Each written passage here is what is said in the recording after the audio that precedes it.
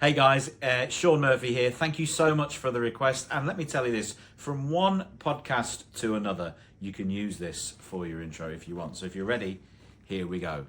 Snooker Loopy, nuts are we, me and him and them and me. We'll show you what we can do with a load of balls and a snooker cue. Pop the reds and screw back for the yellow, green, brown, blue, pink and black. Snooker Loopy, nuts are we, we're all snooker loopy. Hello and welcome to the Snooker Loopy podcast. Happy New Year, it's 2026, we're back. We hope you had a lovely Christmas and a great New Year, and we're back raring to go for another fantastic year of silly snooker action. My name is Tom Mayhew and I'm joined as always by the JH of South Shields, it's Joe Hannard. Well, a very good evening, Hazel, and a good evening everybody at home. And it's Masters time, Tom. It's officially January, and to get rid of those January blues, the Masters starting this weekend. As we're recording this, I think we'll probably release this on the Sunday morning, as we normally do for the Triple Crown events. But very exciting. Best 16 players in the world, including Ronnie O'Sullivan. Didn't look like he was going to be playing, but I suppose this time last year it looked like he was playing and then he pulled out. So maybe we shouldn't speak too much about Ronnie, because that happened last year and rendered our podcast completely useless, because I think you'd predicted that he would win. But anyway. Happy New Year, Tom. How's it all going? Was Santa good to you? Santa was very good to me. He was very kind. He didn't leave any chalk in my stocking, which was very good of him. So it was good. None of that £15 a lump, eh? I mean, I'd be delighted with that. If he put a big lump of chalk and it was worth that, you'd be ecstatic, wouldn't you? So yeah. I didn't get any snooker presents though, but you did, Joe. Tell us what you got. Well, it was mainly from myself, to be honest with you, Tom. But I did. All of his presents are. I did buy myself the very exciting World Snooker Tour quiz book, and we will be debuting a new segment of the podcast a little bit later on, and there is a giveaway opportunity, so make sure you are sticking around towards the end to find out details about that. But yeah, the official World Snooker Tour quiz book, forward by the rival podcast, Stephen Hendry and Mark Watson. And I did find it funny, Tom. I was telling you just before we came on air, in the foreword itself, it's got a little asterisk, and it says by Mark Watson and Stephen Hendry. And the asterisk says Watson wrote it, and Hendry looked at it on his phone and said, "Yeah, that's fine." And that just sounded like the most Stephen Hendry thing that you can imagine. Of like, why is his name on this book? Why didn't they ask us to do the foreword? I mean, come on. I mean, that's very. But there are questions about Stephen Hendry in here, and there's lots and lots of stuff, and we are going to delve into it, and it'll hopefully be a nice little segment. Maybe not every podcast, but I mean, this is a meaty thing. It's got 300 pages of questions in there. So, it is absolutely bonkers. I've just seen John Virgo's name in there. It's great. It ranges from the 80s all the way up to the modern day. So we are going to debut that later on. Cue the quiz. Looking forward to it. We both said that at the same time. We're both looking forward to it. We hope you're looking forward to it as well. Yeah, almost as in sync as our version of 12 days or 15 reds of snooker, wasn't it? And props to Joe for that, because there is a slight delay, and he did have to actually spend loads of time putting that together. Apparently, he had to sort of isolate the audio, and I think he was in basically a high-tech studio with headphones for many hours. Yeah. Very much a snooker version of Dr. Dre or another producer. Or do they know it's Christmas? It was Snooker Aid, wasn't it? But all the balls, let them know. And there's a slight preview of next year's Christmas album, everybody. So make sure you're saving up so that you can put it in your stockings next year. It's Masters time. There's no need to be afraid. Yes, I think somebody's a little bit excited, but yeah, plan for today. We are gonna, of course, um, go through the Masters. We are gonna do a sort of a podcast later in January that sort of rounds up everything that's happened, because we've had a lot of these sort of preview podcasts, and then not managed to get the review in there like we normally would, just because of the time of year and all sorts of different things. The fact the shootout was 3 days after the UK Championship, or whatever nonsense that was, it all sort of rolled into one. We are going to do a bit of a bumper episode of the podcast, I guess, to celebrate 500 subscribers, Tom. We finally reached it over the Christmas period. I believe it was on Christmas Day itself that we hit 500 subscribers. So thank you very much for your support over the festive period. The last 3 episodes have had more views than sort of the average views on this channel, which is great. It shows the podcast's growing, and this new collaboration tool and grabbing people from all of our different channels is really nice. So if you are new, welcome, and hope you enjoy your stay around here. Yeah, and thank you very much. We did before the podcast say, this is going to be a Masters preview. We should make it accessible, and then I started singing "Pot the Balls." So I'm sorry for anyone who's already switched off, but anyone else new, don't worry. We do chat about actual snooker, and we will in a bit. It's coming. It's fine. Yeah. Speaking of the festive period, Tom, did you catch any of the seniors British Open? I did not actually. Again, with it being over the festive period, I just ran out of time. It was too busy. I couldn't. I sort of was looking for someone to put it up on YouTube, and I couldn't find it anywhere. But did you manage to watch it? Yeah, I watched quite a bit of it actually. Joe Perry played quite well. Matthew Stevens played quite well. There was this weird rule that if it went to a decider, it was just a respotted black.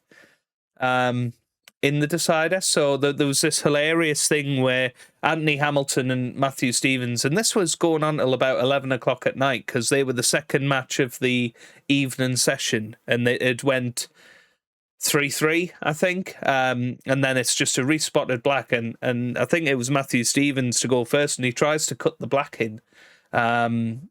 Gets very close to it. It stays in the pocket. Somehow Anthony Hamilton misses it, very akin to a Tom Mayhew miss in the Virtual World Championship. It was unreal. Well, I'm proud of the Sheriff for honouring my legacy like that. Thank you, Anthony. He didn't go in off, but he did miss a black over the pocket, and Matthew cleaned up the black, I guess, to progress through. It was a decent tournament. We had a decent lineup for it. Stuart Bingham was in it, but he went out very early. I think he was beaten 4-0 in his match, actually. So, yeah, that was a bit strange. Jimmy White got to the final 7-5 in the end to Joe Perry. It was a decent standard. The pockets were massive, I must say. And I guess senior snooker is going to get quite exciting. We've already got Mark Williams and Ali Carter recently announced for the Seniors World Championship this May, so I'm sure there's more names to come. I wouldn't be that surprised if somebody like Ronnie turned up for it, to be honest. I imagine Ronnie is probably, angling to be in it, because he always has seemed to support the seniors tour, and I think he likes it as a competitor to WST, because we know he's had his run-ins with the World Snooker Tour over the years. So I think he'll be trying to do the double. He wants to win the Worlds, and then he'll win the seniors, and he'll go, "This is the one that means the most," just to take the mick. Yes, and he'll say, "I am an 8-time world champion now." Yeah. Or it could be 9 if he wins it in May. He could do the double. 9-time world champion. Yeah, absolutely. But no, looking forward to all the snooker coming up over the next few months. Obviously, we call it the proper snooker season, and the Masters is very much a proper event back on the BBC. All matches are going to be shown on either BBC One or BBC Two, BBC Four. Which is different to previous years. The evening sessions, I think, have been on the red button the last few years, because they sort of let Eurosport have main rights of the evening, but obviously with it now being TNT, they've put it all back to terrestrial TV, which is fantastic, and I think we'll hopefully see some big viewing figures for some of the Masters matches, because there's some absolute crackers in this first round that we're going to preview in a bit, and we'll be doing it on event prediction, no doubt, and trying to get it right, as we always do every year, and get it so wrong. But yeah, what are your thoughts about the Masters coming up? I am very excited for it. It's just as we said, it's the top 16 players in the world, the best of the best. I feel like, I say top 16. I did feel quite bad for Chris Wakelin. I don't quite understand why the cut-off point isn't after the Scottish Open. It feels like I think it's so they can do the draw at the UK Championship when people are watching. I think that is the only reason that they do it. Just have someone who was, that's going to be, John Higgins against Barry Hawkins / Chris Wakelin. Like, couldn't they have just done that? Yeah, I guess if Alfie Burton had won the Scottish Open after winning the shootout and ended up in the top 16 somehow, they probably don't want those complications of having, because it wasn't just one player in the running for it. I'd see all sides of it. I agree with you. I think it should be after the Scottish Open, but there is that sort of spectacle of the FA Cup style draw in the mid-session interval of the final of the UK's, and it is just a bit of a tradition at the minute, isn't it? So I sort of see it from all sides, but yeah. There's something special about John Parrott pulling out the balls of an FA Cup style draw. They do love that, don't they? Them going shaking the balls and going number one. I enjoy it. I do like that that kind of showmanship of it. I don't feel like they do that enough for some tournaments. And I can remember one year where we actually previewed the draw for the World Championship with a live stream. And then they didn't put it up on YouTube, so the only version of it on YouTube was our version of it. And you just kind of go, why are they not doing this? Because people like that bit. You like to watch the draw. We had hundreds of people watching, didn't we? It was pretty crazy. But yeah, the Masters, of course, defending champion is a certain Sean Murphy. I don't know if you can see him on there. Yeah, there he is, Masters champion 2025. The magician there. So yeah, he'll be kicking us off on Sunday afternoon. He's got quite a tough one actually against Wu Yiza. So shall we crack into the preview? Let's jump into it, mate. So Sean Murphy, Wu Yiza, defending champion, as you say. Wu Yiza, very, very good player, very up and coming. Definitely the kind of player who could spring a surprise. It is, that's the thing with the Masters, really. I think we saw from a few years ago when the final was like Stuart Bingham against Ali Carter, and it's that thing where any of the 16 have a chance. It can happen. Any of the 16 could get to the final and win it. So I don't know why we try and predict it, Joe. I think we're just going to look stupid. And I have to say, there is a certain sort of beauty of a debutant at the Masters, and they always seem to do quite well. Chris Wakelin played very well on his debut last year.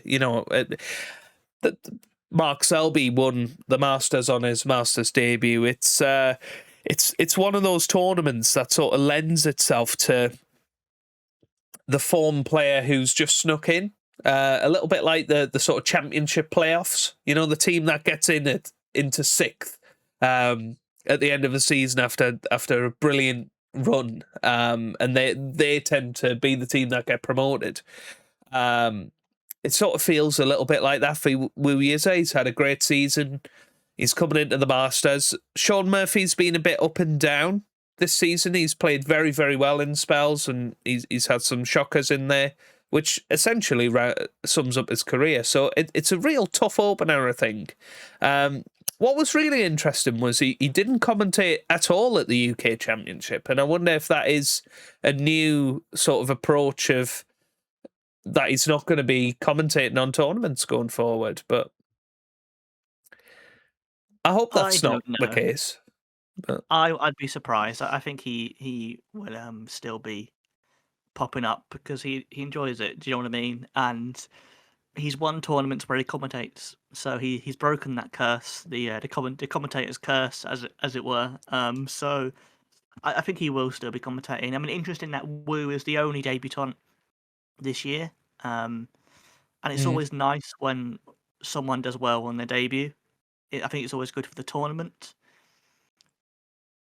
But I don't see Sean losing in the first round. I think because he will be pumped up for it. He'll be doing the Smurf 300 all round that Ali Pali venue, and I fancy him to have too yeah, much fun. I agree. I think possibly 6'4", maybe even 6'5". But Murphy, he's a showman, isn't he? And that Ali Pali is such a cauldron for the showman, and I do think that Sean Murphy will be bang up for being defending champion. You know, Rob Walker introducing him as the defending Masters champion, and he'll come out there, as you say, give it the old Smurf 360. And I think it might be a bit much for Wu Yiza, who is absolutely brilliant at times, but I do think the occasion might get to him somewhat. So, yeah. I agree with you. Sean Murphy is going to be through, but possibly not as comfortable as you might think. Moving on, we've got Mark Selby versus Zhao Gudong.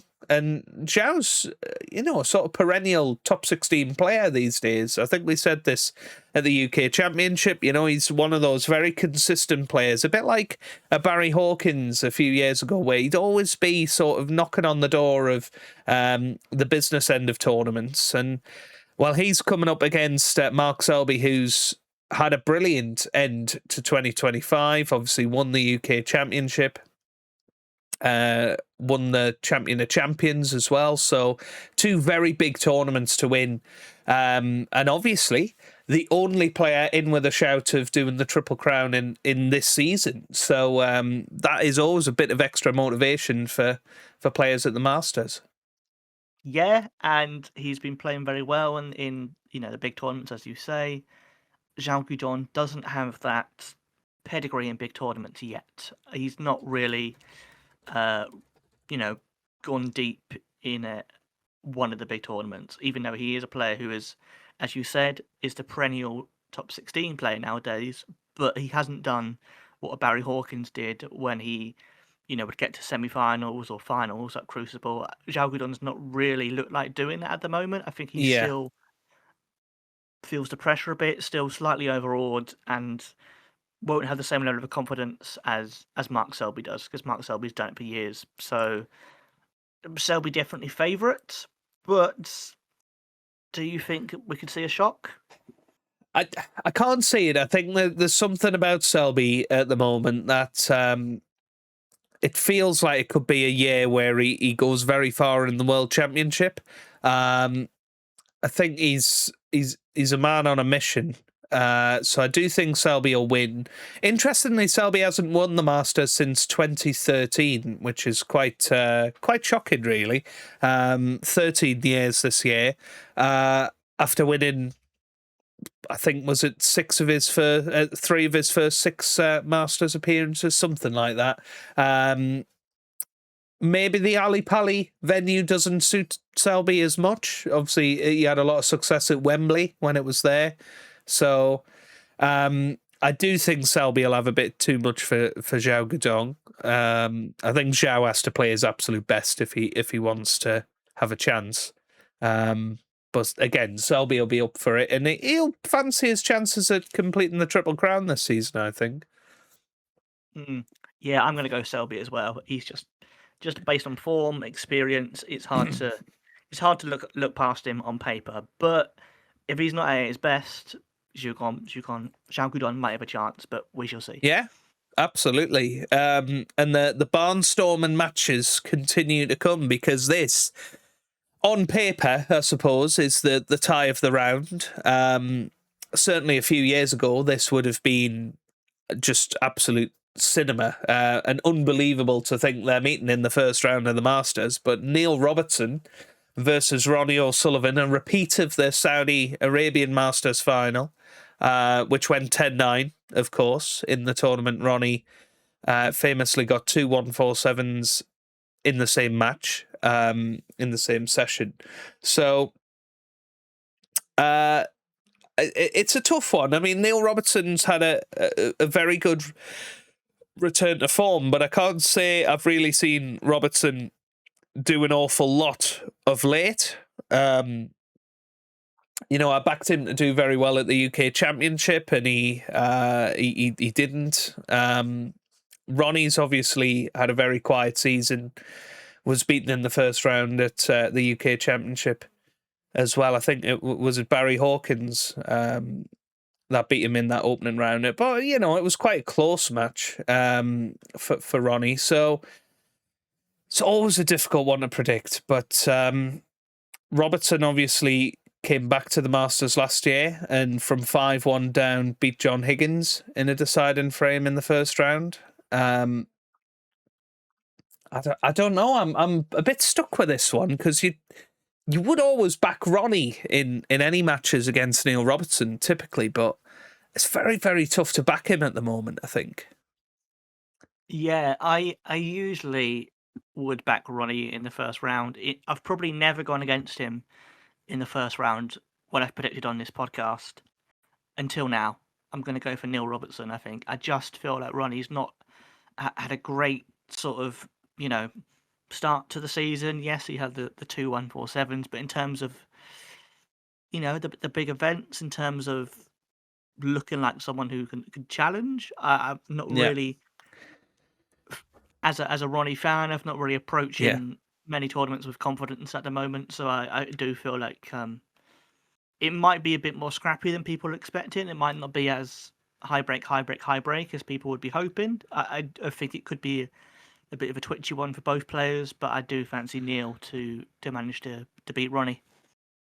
Yeah, I feel like I have to concur with that. I do feel like one of us needs to back Ronnie in this tournament at some point. It would be very unlike us to both predict him to go out in the first round.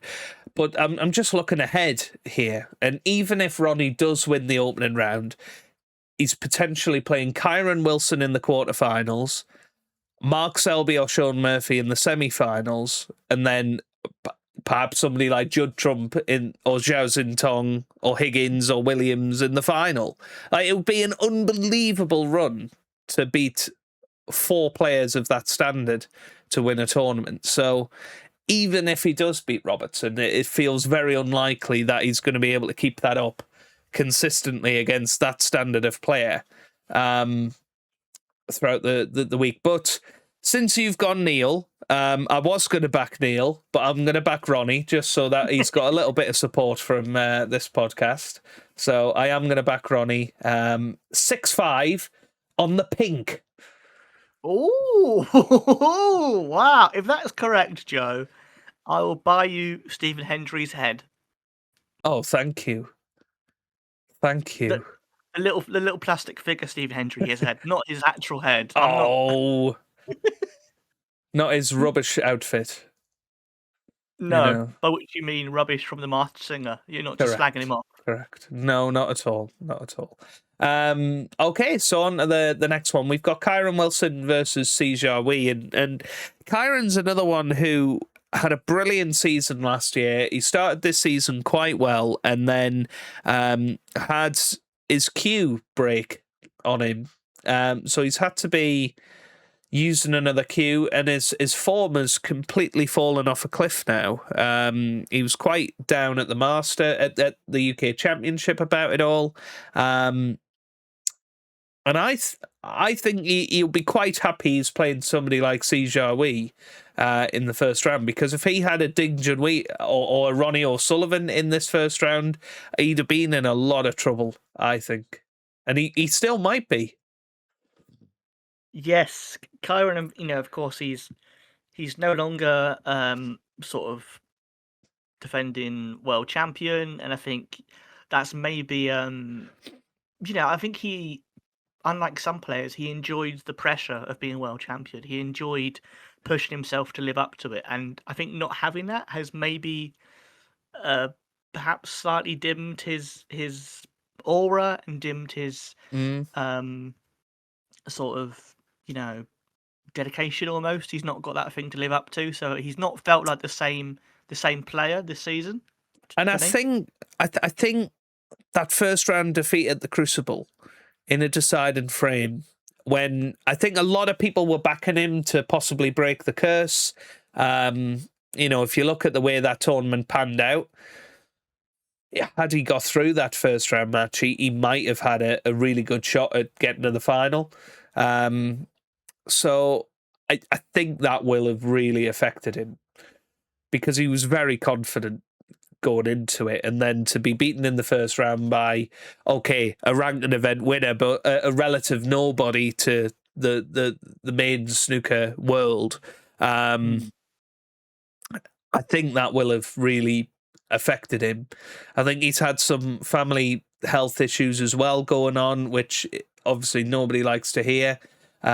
His cues broke. It just feels like everything's going against Kyron Wilson at the moment, and he just needs a good run in a tournament to get his confidence back. Whether this can be the tournament, I'm not so sure. I think Ali Pali does find you out a little bit. And for once, I'm not going to back Kyron to win a Triple Crown event. I'm actually going to back Si Jiahui to pull off a bit of a shock. Well, I've kind of gone for the highest ranked players every time so far, I feel like. So I'm thinking maybe I should go for C based on that. But now you've gone for C, so I'm going to have to go. I'm going to have to go for Kyron. This is less me and Joe predicting, and more me and Joe trying to win against each other. That's all it is now. Just going the opposite, yes, of whatever the other one does. On to the next one. Judd Trump, again a player that's not himself, didn't win a tournament in the entirety of 2025, which, considering he's world number one, is pretty crazy. It does mean that his stranglehold on number one is probably going to end reasonably soon, unless he can start picking up ranking victories. Obviously, that won't happen this week because the Masters isn't a ranking tournament, but he's taken on Ding Junhui, who is nowhere near as good as he used to be, in my opinion, but has a pretty decent record at the Masters at Ali Pali. So it's a tough one. You would probably back Judd Trump, but I think it depends which cue he brings, because his old cue he seems to play quite well with. His new cue, terrible. So for him, I hope he brings his old cue, but for us, I hope he brings his new cue. Yeah, so do I. I really hope. Frankly, I hope he doesn't bring a cue. I think he just brings a stick and just tries to play with that. That'd be quite fun. So yeah, I always go against Judd, and it always comes back to bite me. For that reason, I have to go for Judd, even though I want him to win. But then if he wins, I'm happy because he scored me points. If he loses, I'm happy because I don't want him to win. So maybe that's the safe bet. Yeah. Well, there you go. I'm backing Ding because I think Ding is a bit of a bogey player for Judd Trump, and that's what I'm going to sort of back in this scenario. So Ding to beat Judd 6-4, in my opinion. So that brings us on to class of 92, numero deux, whatever it is. Oui. Mark J. Williams. J'adore. J stands for j'adore.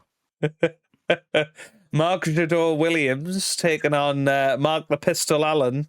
And both of these are struggling for a bit of form at the moment. Yeah. Williams was awesome towards the start of the season. He's struggling quite a bit. Mark Allen just seems nowhere this season. He's got to a few semi-finals, but in tournaments where the field hasn't been as strong, I feel. So, yeah, I mean, that match could go either way. It could be quite an attritional one, this one. But I don't know who you back in those situations. I have no idea. I do think it will be one where Allen gets a bit more defensive and a bit more tactical to try and play on Mark Williams' patience a bit, which could work because Mark Williams, he can, I think occasionally just, punt for a shot, which is unlikely because I don't associate him with playing long tactical frames. I do feel like, I'm going to go for Mark Allen. Ooh.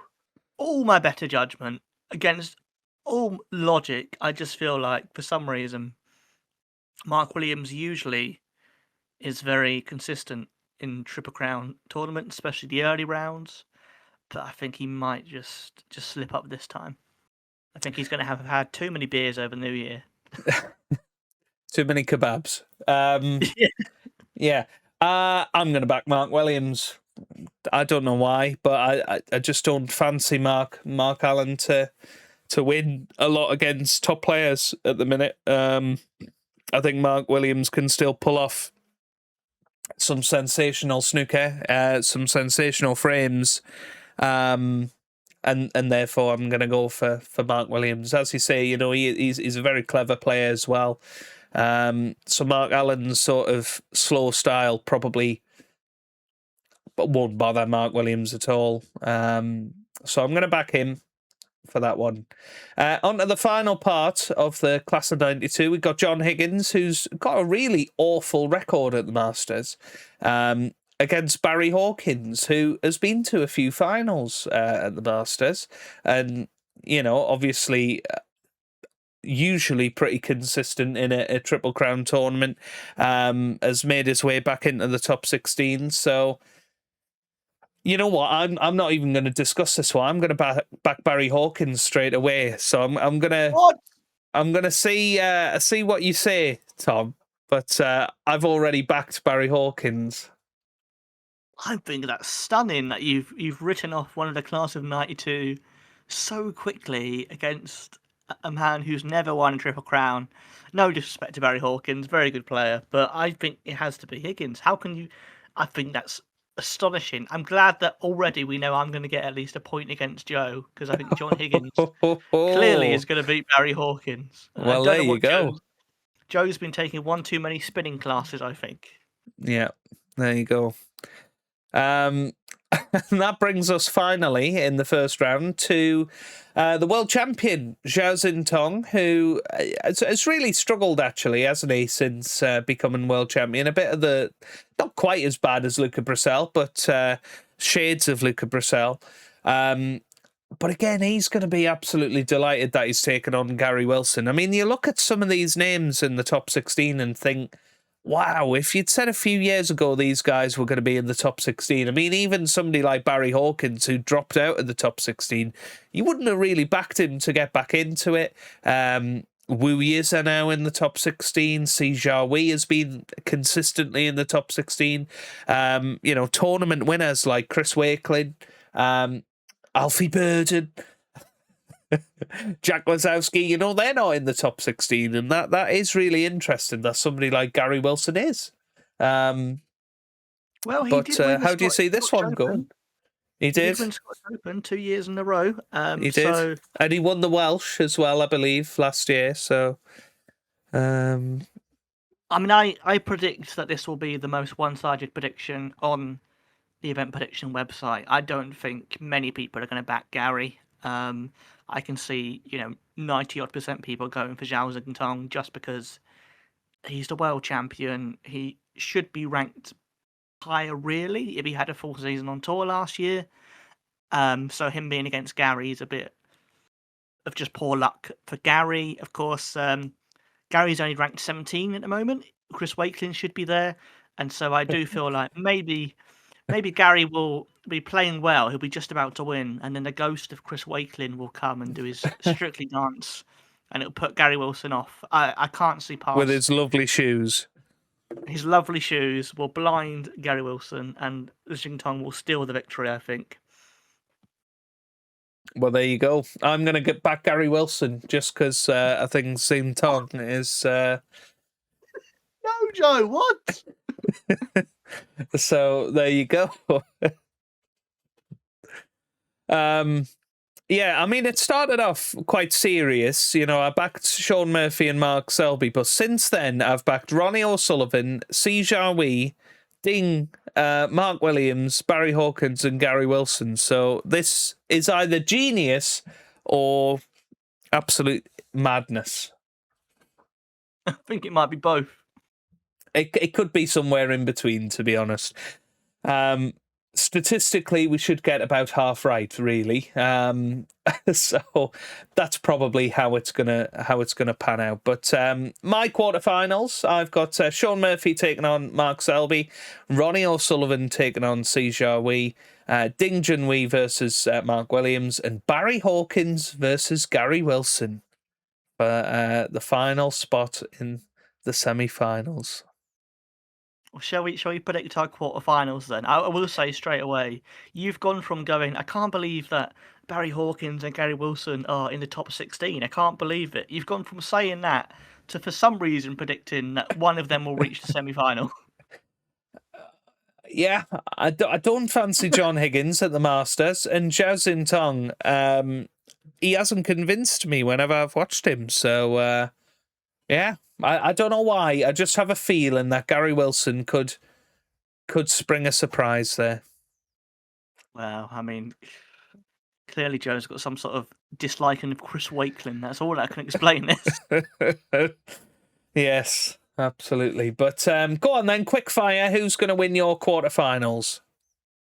Well, we've both got Sean Murphy against Mark Selby. I'm going to back Mark Selby just because I feel like he's in the form, not of his life, but the best form we've seen for many years from Mark Selby, and I don't fancy Murphy to, be able to do it 2 years in a row. So I think Selby will win that one.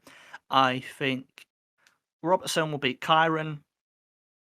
Mark Allen will beat Trump, and Higgins will beat Xing Tong. Okay. I'm gonna back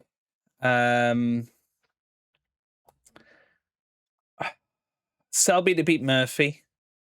Ronnie to beat C. Ding to beat Willow, and Hawkins to beat Gary Wilson. Oh, the Gary Wilson dream is over. He thought that you were going to back him to go all the way. He did, but he was wrong. And I just realised, Tom, talking about Barry Hawkins here, I think I said before that Barry Hawkins beat Ronnie at the UK. Well, it wasn't Barry Hawkins, it was Zhao Yulong, wasn't it? I think Barry Hawkins beat him very similar. Barry people. Hawkins beat him the previous year, I believe. So that's where that came from. But yeah. So that gives me a semi-final of Selby O'Sullivan. A lot of people get those two mixed up. I'm just going to move swiftly on, Tom. Mark Selby versus Ronnie, Ding versus Barry Hawkins. I'm going to go for... I mean, this is just terrible, isn't it? What have I done? Selby's going to beat Ronnie in the semi-final. And Big Baz is going to beat Ding Junhui in the semi-final and get to another Masters final, which I believe will be his third, but I might be wrong. Yeah, go on, Tom. What are you going to go for? Well, my semi-finals, I've got Selby against Robertson, Mark Allen against John Higgins. I'm going to go Selby will beat Robertson, and I think Higgins will beat Mark Allen. Okay. So your final is? Mark Selby against John Higgins. Mark Selby versus John Higgins. And who are you going to back? Well, the winner will be. It won't be the magician. It'll be the Wizard of Wishaw, John Higgins. Well, there you go. John Higgins to win that, which means whoever wins that match, Tom, is going to win the Masters, because I'm going to back Big Baz to beat Mark Selby in the final. Big Baz is going to win the Masters. No, it's not. Big Baz has got a chance. He's going to lose 10-0 to Mark Selby if he gets there.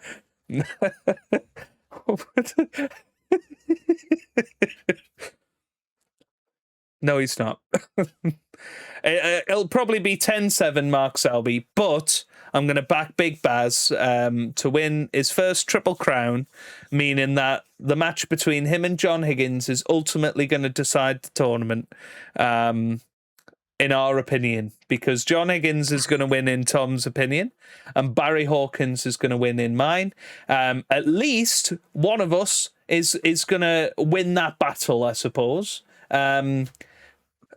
Because we've backed the opposite players. We're definitely not going to get 0 points in this. But that's what we aim for. It could be pretty cool. Yeah, we're playing pointless rules. I don't know if anybody realised. This is probably the craziest prediction. And again, I think I said this in the UK Championship one where I backed Neil Robertson to win it. I would never have said Barry Hawkins before starting this, but for some reason, in all of the matches that I've seen him in, I fancied him to win. So Barry Hawkins is going to win his first Triple Crown event. It's going to be amazing. And Tom's going to be eating lots of humble pie for saying that Mark Selby was going to beat him 10-0. But what's hilarious is, if Ronnie gets to the final, there's no chance of Barry Hawkins winning. But I do believe that Barry Hawkins will fancy his chances against Selby. I think it's very dependent on who they're playing. How torn, Joe, would you feel if Barry Hawkins did win against Ronnie in the final? It's all for the podcast, Tom. Tom, there's a serious chance if Barry Hawkins wins the Masters, I could win this prediction competition, because I don't think there'll be a single other person predicting Barry Hawkins winning this. You will be, I'm pretty certain, the only one. I don't know who else would do that. Well, there you go. So I am entry number 605. And Barry Hawkins is my winner. Now, what I am going to have a little look at, I don't know if you can see what other people have predicted yet. Oh no, it would appear not. It would appear not. You need to wait. Oh, but I'm so excited. But there you go. Let us know who you think is going to win. I can pretty much guarantee, Tom, that nobody's going to agree with us two. No, they're not. No one else will predict what we did. I always think that if we win it just once, we'd be so happy if we win the contest. I don't think there's any chance of that, Tom. If Barry wins, mate, you're the only. Imagine if Barry won and you still didn't win. That'd be so confusing. Yeah, because all of my other predictions were wrong. It's the only one you get right. Yeah. But there you go. So let us know what you think down in the comment section below. Who do you think is going to win the Masters? I imagine we'll see a lot of backing for the likes of Selby, probably Trump. We do have a lot of Judd Trump fans in our podcast circle, don't we? But let us know down below, or you can get in contact on the usual channels, snookerloopypodcast@gmail.com, and we will read out any Fanjeng email that we receive. So there you go. But it's going to be an exciting tournament. John Virgo's obviously going to be back in comms as well, which for me these days makes any tournament better. As much as I love Dennis, and over the years, Dennis was probably my favourite commentator growing up. John Virgo over the last 6 to 8 years, I think has got better and better and better. And I do think he is the absolute pinnacle of snooker commentary. So I'm very excited to have him back in the box with Hazel front and the coverage as well. It's going to be exciting. Yeah, it's quite amazing, really, thinking that Virgo, they were probably talking about getting rid of Dennis and Virgo, well, many times over the past 10 years or so, but they just still keep being there. The same pundits are there, the same the same players are there. So Yeah, for whatever yeah. reason, just the greats of the game just keep going on and on and on and on and on and on and on and on. I'm starting to think Tom's had a bit to drink. I legit haven't. All I've had, mate, is a cup of tea. That's all I've had. A cup of Mr. Bump. There you go. There you go. Cup of bump, yeah. So, shall we get on with one of our regular features, which we haven't had for a couple of episodes, actually. We were looking just before the podcast. For the last 3, we haven't had one of these, Tom. Shall we cue the music?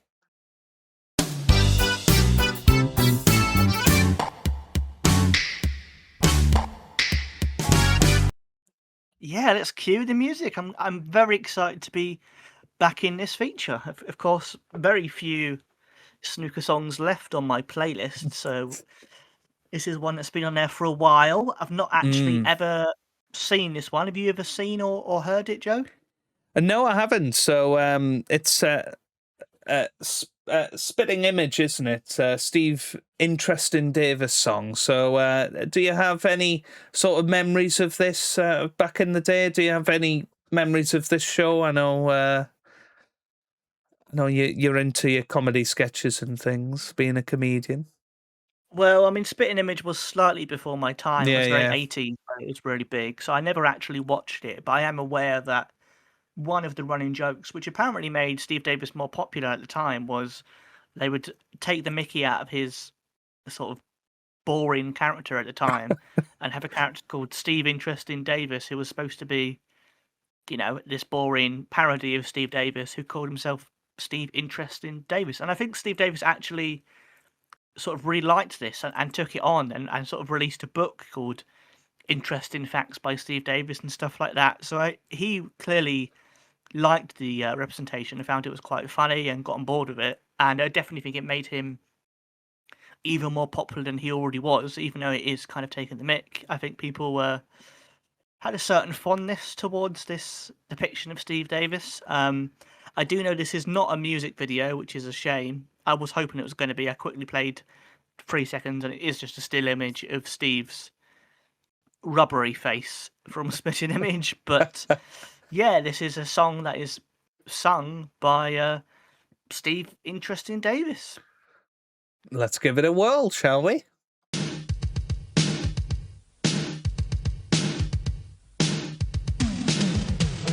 It's true that I'm not Charlton Heston, but at least I'm interesting, and I'm giving you the chance to do the new Steve Davis dance.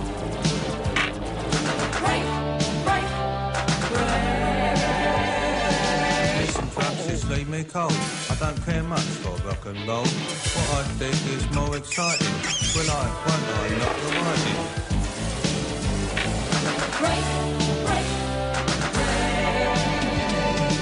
Would you like to score with me? Lose my 5, the green is free. Get on down and strap your stuff. Crash the table, free or fluff. Take your thing, let it dangle. Put your balls in a triangle. Dig out your bum and suck your chest in. Now you're being interesting. All the ladies think I'm cute in my waistcoat, black bow tie and suit. And here's my favourite chat-up line. I'm a mate of David Fine. David Fine. He's the geezer who introduces the snooker on telly. He's interesting. You should see his bus ticket collection. He's got a 5-penny one from Tunstall to Hounslow from 1953. Minted this, could have come out of the machine yesterday. He showed it to me, that's how close we are, me and David. Here. You're Tina Turner, aren't you? You look just like a woman who used to live next door to my auntie. That's interesting, isn't it? Are you married to Ike still? Oh no, you got divorced. That's interesting. Hello, I'm Steve Interesting Davis. I've got a new record out. It's called the Steve Davis Interesting Rap.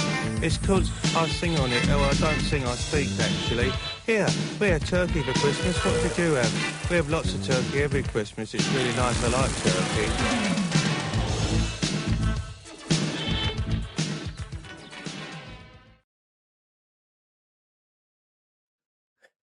Well, there you go, Tom.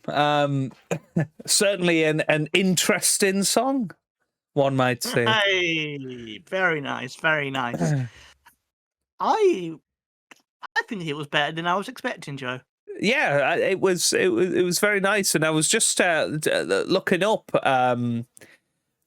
when that came out. So it was in season 3 of Spitting Image, which came out in 1986, which means, I believe, it predates Snooker Loopy. So could it be the first snooker song? No, it can't. Does it actually predate Snooker Loopy? Are we sure about that? That must have been. Was that 86 Snooker Loopy? Yeah, 86 was Snooker Loopy as well. So that was in okay. May.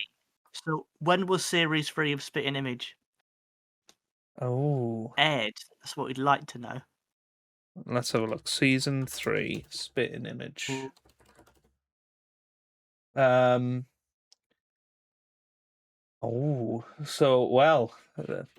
Depends when this particular episode was in it. Steve Davis. It's difficult to say. I mean, some of the episodes were from early 1986. Well, some of them went. Oh, I think it was pretty much weekly. Yeah.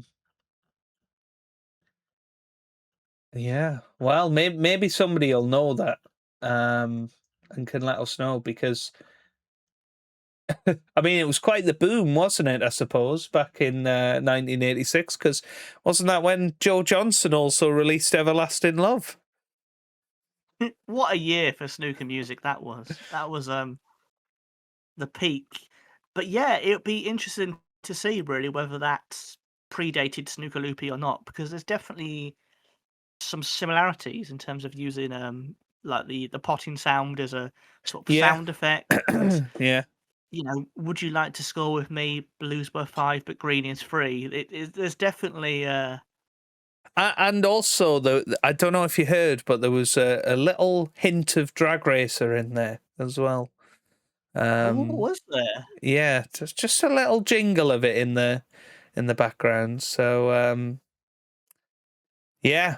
Well, there you go. There you go, Tom. That is Steve Interesting Davis by Spitting Image. What will you give that out of 10? I enjoyed it. I like the fact it's a time capsule that kind of captures that period of time where a successful topical comedy show could do a parody of a snooker player and it was popular and everyone got it. I think that's quite nice. It was funny. It's quite catchy.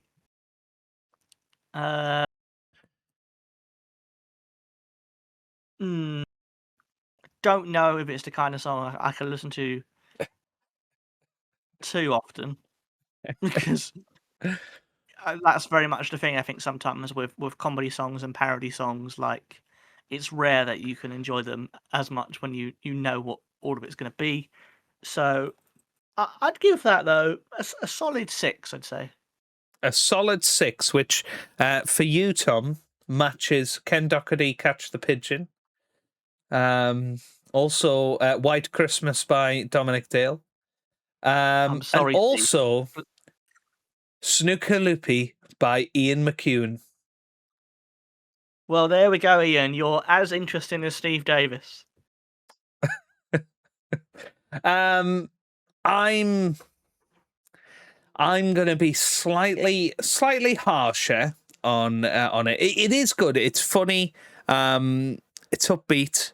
I do think if it was released after Snooker Loopy, it's trying to rip it off a little bit. And I'm going to knock it down a mark for that. And I'm gonna give it a 5, which puts it on a par of Q for a Song by Ivor Bigham, which I have put in here in this. We were discussing this before the podcast, which was the last one that we had in. So Ivor Bigham, he got a 5 from us. White Christmas by Dominic Dale. Clearly, we have very similar tastes for similar songs, and it also matches or almost matches Wonderwall by Ronnie O'Sullivan, which I gave a 4.5. So there you go. I'm going to give it a Joe? 5 with, yeah. Very, very surprising news is that Ooh. apparently it was from episode 3 of Spitting Image, that series, which aired in January 1986. So it So would it predate predated Snooker Snooker Loopy. Loopy. Oh, well, I maybe have to give it an extra mark then. There we go. I'll give it a 6. I'll give it a 6. Well, I don't think that makes it the first snooker song. I think Alex Higgins' yeah, ones might have come yeah, probably first. doesn't it? But there is a question whether the Snooker Loopy people heard that and was inspired to release Snooker Loopy. That's definitely a possibility. It it absolutely is. But that sneaks it into number 38 on our rankings, which is mid-table. It's in the top 40, which is probably the first time that's ever been. Well, definitely the first time that's ever been said, I would imagine. So yeah. There you go, Tom. So nice to be back on Cue the Music, and let us know what your ratings would be down below in the comments. I'm still waiting for some ratings on our singing, Tom. I've not seen any. I don't know about you, but nobody has rated our version of the 15 Reds of Christmas. We'll have to listen to it ourselves and give it a ranking. I think maybe, Joe, they're waiting for the studio recording to come out. Oh, exciting. But yes, that's in at number 38. And that was our 63rd Cue the Music ranking, which is quite amazing, isn't it? That in 79 episodes that we're up to now, we've managed to fill 63 of them with a Cue the Music. That's and we've still got at least 10 more somewhere. Do you know what I mean? In terms of, and there's still a couple of players on Cameo that we're going to get to sing Snooker Loopy. So there's another couple. Well, if we get desperate, we might just pay Sean Murphy to sing anything. Twinkle, twinkle, little star. Yes, we could get him to sing Everlasting Love. We could pay Sean Murphy to find Joe Johnson and and get a CD so we can hear his version. Oh no, we did hear his version of Somewhere Over the Rainbow, didn't we? We finally got it. We finally got it. Right. Anyway, thank you very much for that, Tom. We are now going to move on to a very exciting part of the show. We are going to debut a new segment, which is going to be Cue the Quiz, but that is just a temporary name. We did mention before that there was going to be a giveaway opportunity. Now, what we are going to do is we are going to give away a copy of the World Snooker Tour official quiz book. And even more excitingly than that, Tom, we're both going to sign it. And there's going to be a World Snooker 2007 beer mat on the line with this as well. But how do you enter, I hear you say, Tom? How do you enter? Well, what we want is for you guys to name this segment. So, obviously, cue the quiz. A fairly boring name. We want something that is a really good play on words. It can't be pot quiz because that already exists, but we'd really like something. And if it was Snooker Loopy related, even better. Be as creative as you want. If you want to make some graphics for it, whatever, you decide how you want to enter, and where you can enter is at snookerloopypodcast@gmail.com or in the comment section of this video. And in time for the next episode, myself and Tom will pick what we think is the best name, and we will send a copy of this meaty quiz book to you, signed by both me and Tom, and with a World Snooker 2007 beer mat in there for good measure. It's what you've always wanted. It is. Exactly. I felt like Andy Peters there, Tom, with the competition. Terms and conditions apply, and you must be 18 and over to enter. But anyway, so just to give people a little bit of context about this book. So this was released in around about October 2025. It is a retail price of $14.99, which I don't think is too bad for how many pages there are in this book. And this is the blurb. So could you set up a table blindfolded? Well, quickly, Joe. I think they missed a trick by not pricing it as $14.70. $14.70. There you go. So could you set up a table blindfolded? Do you know your spider from your swan neck?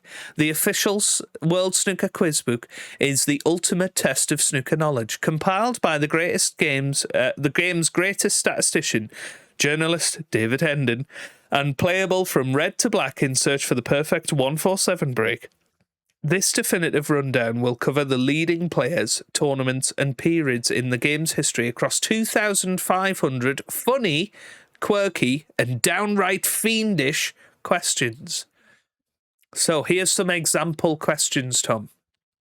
Which snooker player was known as the Sheriff of Pottingham?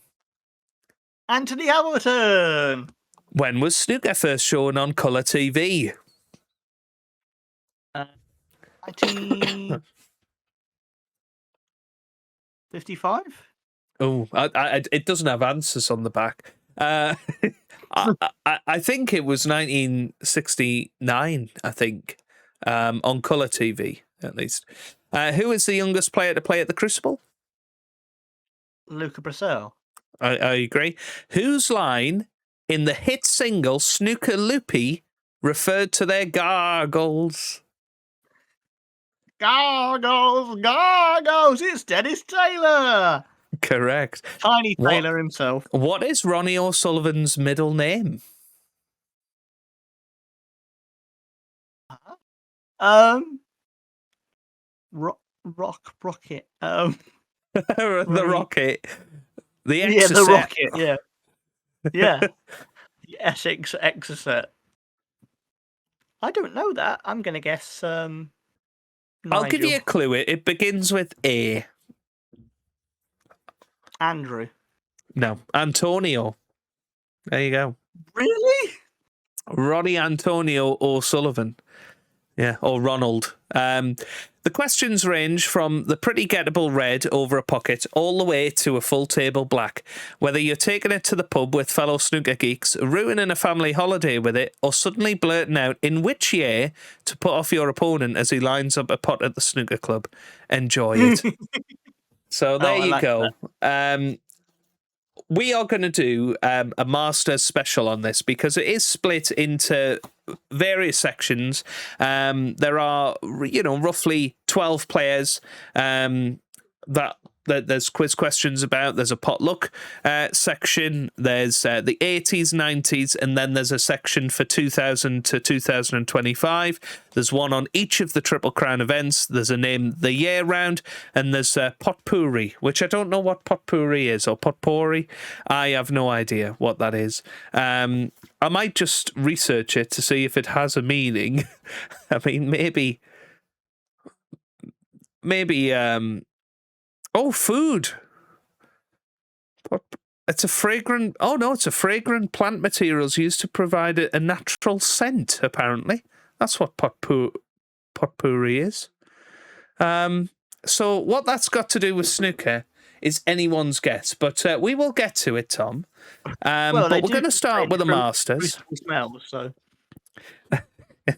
Yeah, Hossein Vafai said that famously. We are going to start with the Masters, and there you go, Tom. There's our little page on the Masters. Lovely. Now you can pick a colour from red to black, and it will determine the difficulty of the questions that you are asked. Okay, let's start with red. With the reds? Oh, okay.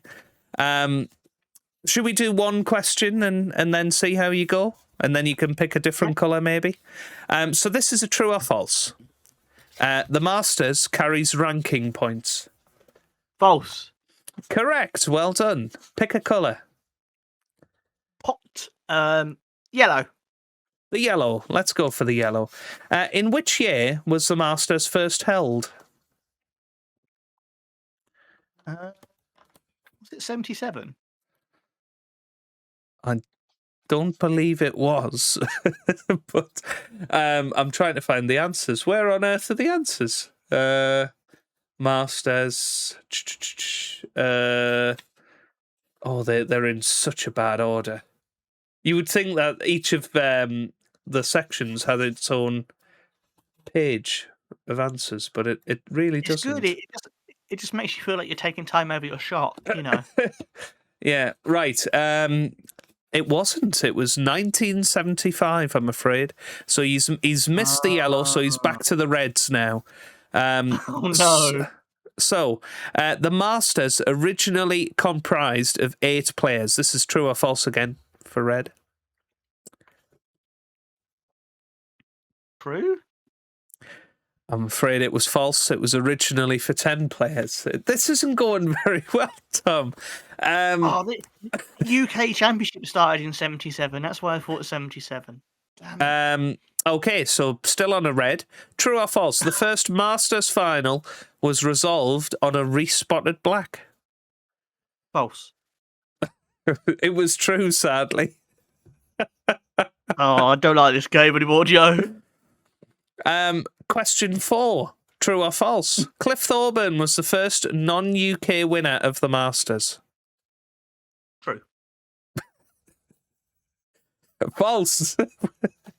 What? It was Perry Mons of South Africa in 1979. Right. Another red. I think you might get this one. The winner's check at the 2025 Masters was £350,000.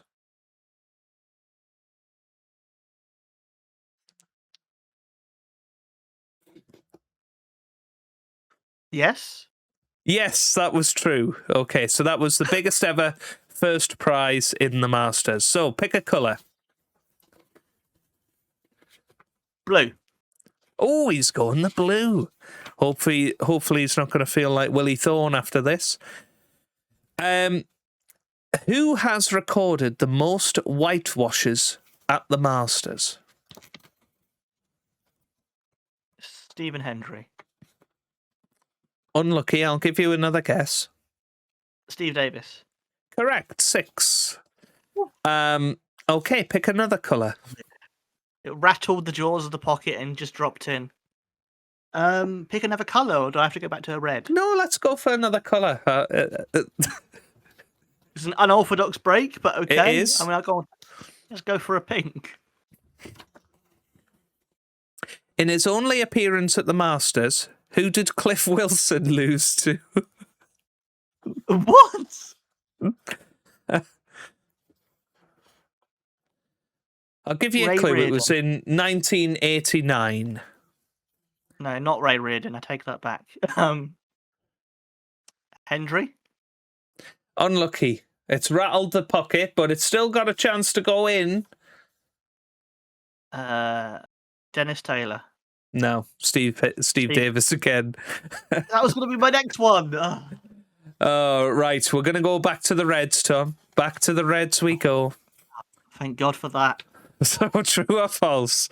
The Masters final is currently best of 17 frames. True. No, false. You even said 10-0 before, Tom. What's going on? It's the pressure of playing under the lights, Joe. Right. True or false? Change your mind. True to that one.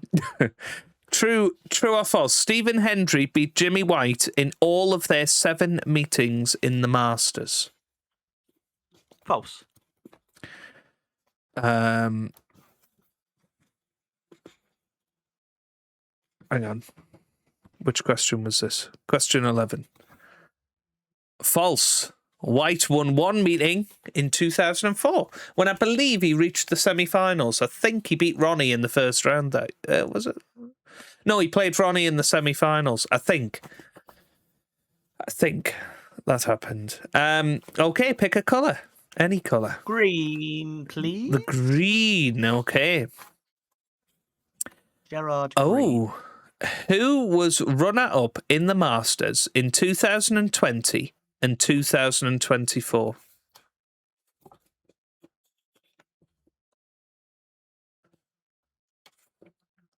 Was that Ali Carter? It was. Well done. Very good. Very He good lost to indeed. Bingham and Ronnie, didn't he play? Yes, correct. Any other colour? What have we not done? Have we done a brown? We haven't done a brown yet, no. No. So I'll give you a few guesses at this one. 3 guesses we'll say. Which is the only non-London venue where the Masters has been held? Barbican? No. If you really think about it, you should get this. Why? Why should I get... what? What year? That's my clue, Was it is if you really think about it, I'm not going to tell you the year, that'll make it too obvious. Really?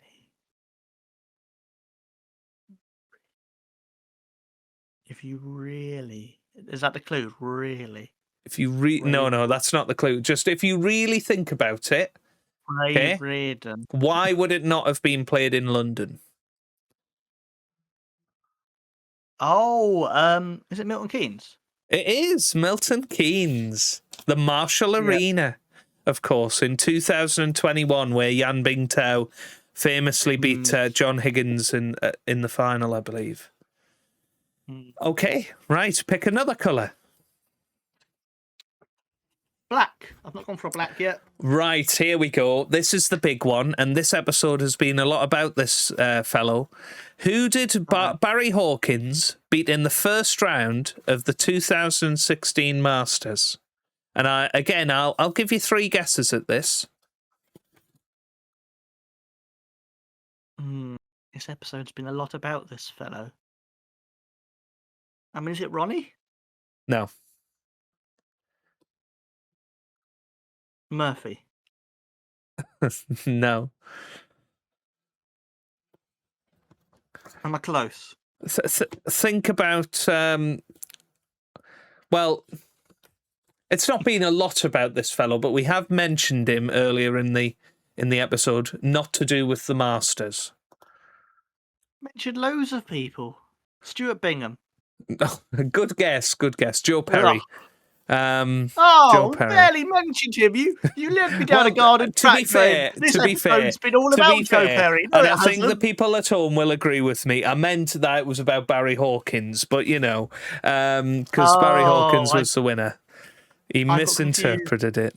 He got confused. Right, let's have another a true or false question. We'll give you one more break, Tom. One more break. So let's get a red in and see how far you get. True or false? Bill Werbenack made 3 century breaks in the Masters.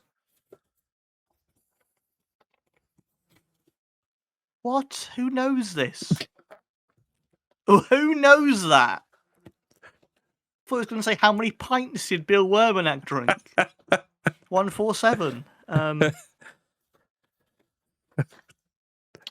Let's go. True. Sadly, it was false. His highest break was 73. Right. Where did that come from? The number 3. What? Who knows that? It is Dave Hendon that wrote this, to be fair. As of 2025, there had been 25 unique winners of the Masters.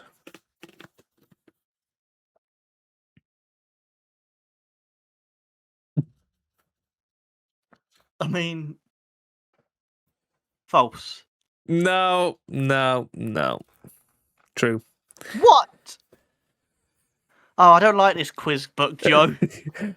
Should we move away from the true or false? Because They're not doing serving you well. Let's go for some yellow questions. Let's imagine all the reds are off the table and we're down to the colours. So we're on to the yellow now. We're down to the colours. We've made a high break of 5 so far. We're going very well. Which cigarette brand were the original sponsors of the Masters? Benson and Hedges? Correct. Who made the first 147 break in the Masters? Willie Fawn? No. I'll give you another Cliff 2 Orban. guesses.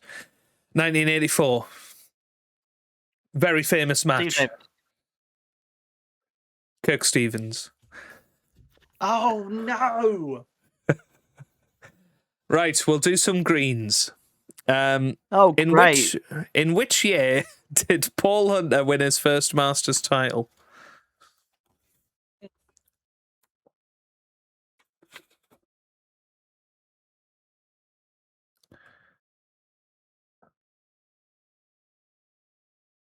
$2,000? Close.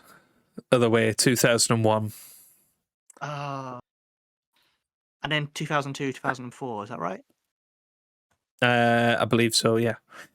Who was called up to the Masters in 2025 after Ronnie O'Sullivan withdrew shortly before it began?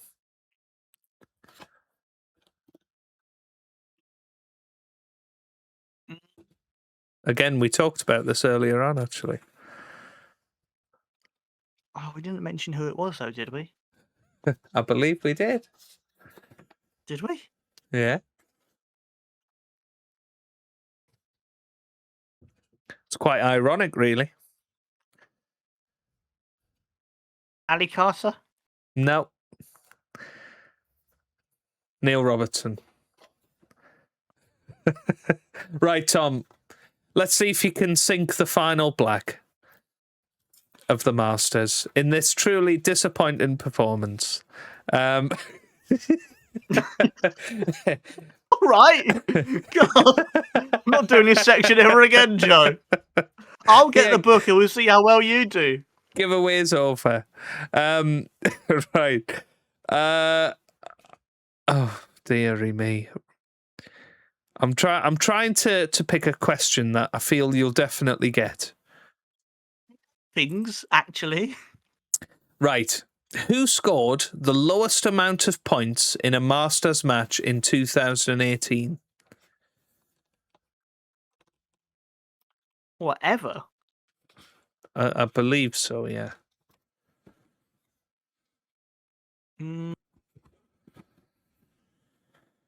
Which one is it? Question 4. Okay. So I'll give you a clue. They are a former Masters finalist.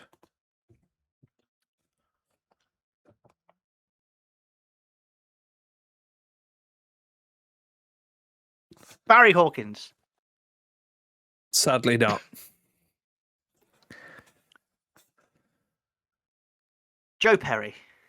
Sadly not. One more guess. They played in the 2011 Masters final, I believe,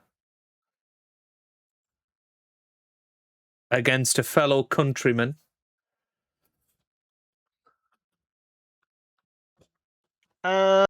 In front of millions and millions and millions of viewers. How's that going to help me? Because it was... Liang Wenbo. No. Marco Fu. Wait, who was the fellow countryman? Well, Ding Junhui. I guess because Hong Kong is technically Chinese now, isn't it? Wow. It wasn't then, Joe. Okay. Controversial by Joe there. We've lost all our listeners in Hong Kong. Oh dear. Right, will he get this? No, he won't get that. How many points have I scored? About 6. 6-ish. Who reached the semi-finals on his only Masters appearance in 2011? My word, that's tricky.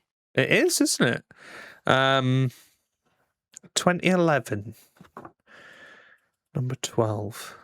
Oh! Okay. A bit of a favourite of ours, particularly me, and a bit of a legend of the old WST games, particularly 09 and 11. Oh, is it Jamie Cope? It's Jamie Cope. Well done. Hey! There you go. I think we'll leave that one there, Tom. But those were quite tricky questions, weren't they? Hey, mate, I couldn't Jamie Cope with that. Hey. So, in the future, the way that segment will work, obviously for the Masters, we've just sort of dotted around that a little bit. What I planned on doing was making a sort of random wheel generator. So it'll pick one of the sections in the book, and then we'll randomly select a colour. So that we sort of just read down the questions, and then it'll be out of 16 or whatever it is. And we'll see, and we'll create a little leaderboard, and we'll see who is the ultimate snooker anorak. But by that very disappointing performance from Tom, I'm fairly confident, unless I end up with questions about Ray Reardon. Just you wait till I get the book, Joe. You're going to be in trouble. I am going to be in trouble, definitely. But there you go. So yes, if you want to get involved in the giveaway, come up with a name for that section of the quiz, and let us know how you would have got on with those questions. Do you think I'm being harsh on Tom, or do you think or do you think that Tom is a muppet? Don't let us know that. Please don't everyone comment Tom is a muppet on this YouTube video. That's all I need. Yes, indeed. I mean, there was a couple of gimmies in there. The Neil Robertson one, Tom. Come on. Should have got the Neil Robertson one. It's done, but we'll see how well you do. I'm going to come up with my own quiz, actually. Oh, I'm excited. But yes, we're hoping to make that a nice regular section of the quiz. A bit more structured. Obviously, this time we're just sort of testing it out. But let us know what you think of it anyway. And seriously, let us know how you would have done on those questions, because some of them were really, really hard. So yeah.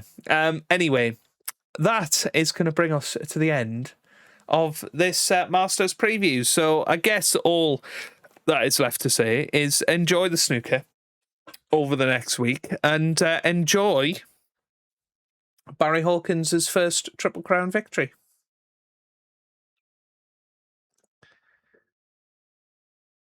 I'm going to be so happy when he loses in the first round. Against none other than John Higgins. So there you go. I think Gary Wilson's going to win after all this. I just fancy it. Strictly Chris Wakeland's going to step in at the last minute when Ronnie withdraws, and he's going to win it. Oh, yes. That would be a dream come true. Beating Barry Hawkins in the final frame on the black. And with Barry Hawkins following the black into the corner pocket. Yeah. And then just a reaction video of Joe crying as he can't believe it. Going, no! Well, yes, thank you very much for listening. Subscribe if you are new, and of course, get involved in all the usual channels, as we say. Make sure you listen on our various different platforms, including Spotify and wherever you do like your podcasts. And we will see you later in January for a review of the Masters, as well as the final tournament of 2025. Any final words, Tom? Interesting. Goodbye, Hazel.